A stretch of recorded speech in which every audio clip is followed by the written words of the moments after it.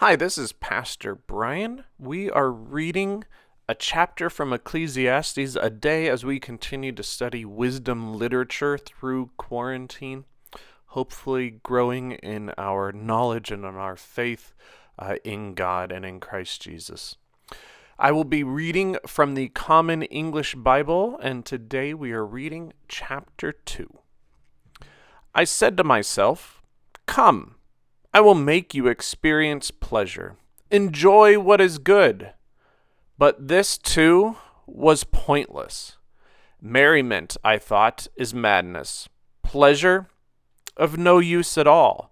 I tried cheering myself with wine and by embracing folly, with wisdom still guiding me, until I might see what is really worth doing in the few days that human beings have under heaven. I took on great projects. I built houses for myself, planted vineyards for myself. I made gardens and parks for myself, planting every kind of fruit tree in them. I made reservoirs for myself to water my lush groves. I acquired male servants and female servants.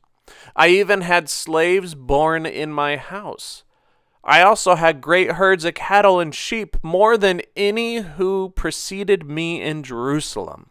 I amassed silver and gold for myself, the treasures of kings and provinces. I acquired male and female singers for myself, along with every human luxury, treasure chests galore.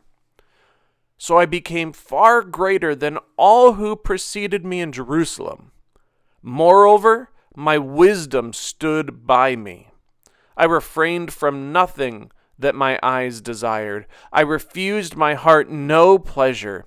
Indeed, my heart found pleasure from the results of my hard work.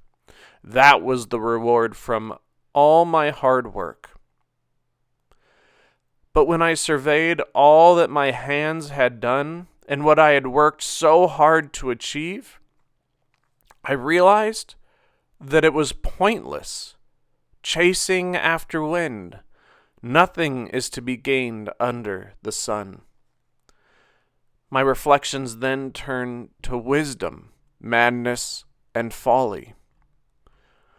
What can the king's heir do but what has already been done? I saw that wisdom is more beneficial than folly, as light is more beneficial than darkness. The wise have eyes in their head, but fools walk around in darkness. But I also realized that the same fate happens to both of them. So I thought to myself, what happens to the fool will also happen to me.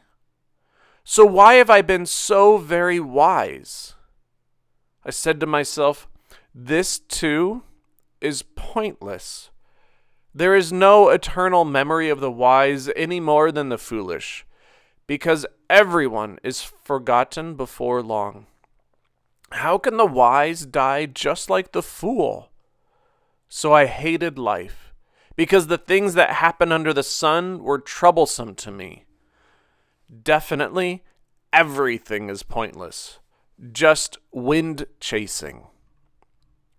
I hated the things I worked so hard for here under the sun because I will have to leave them to someone who comes after me.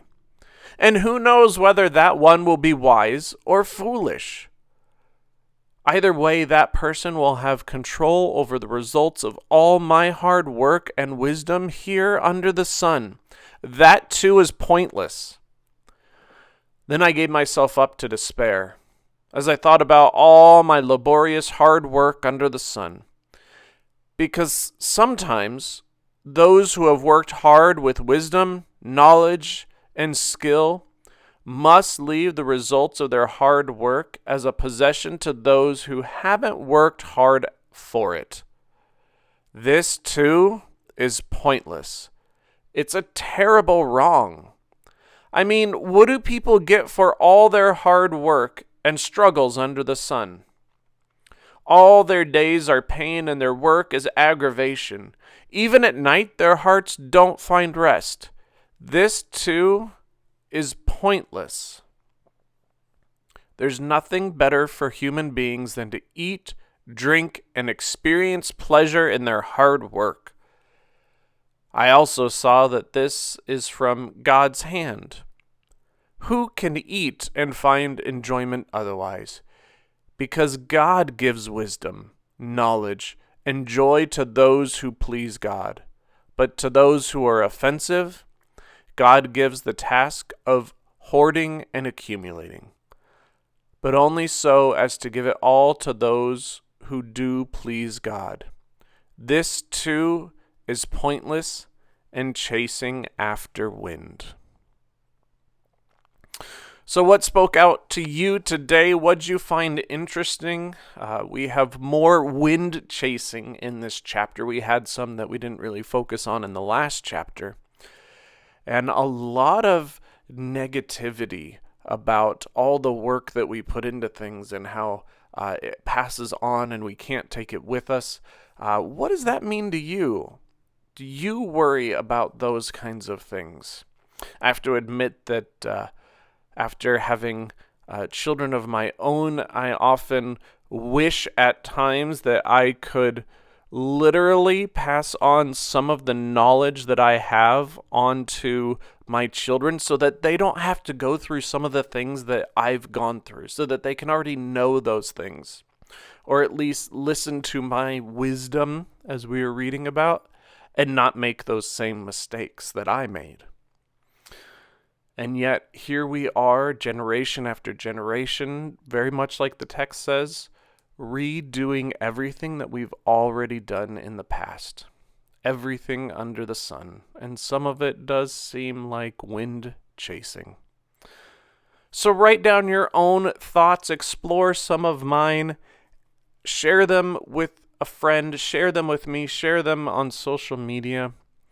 And I want to thank you for joining me for Ecclesiastes chapter 2, and I look forward to reading a chapter a day with you. God bless and take care.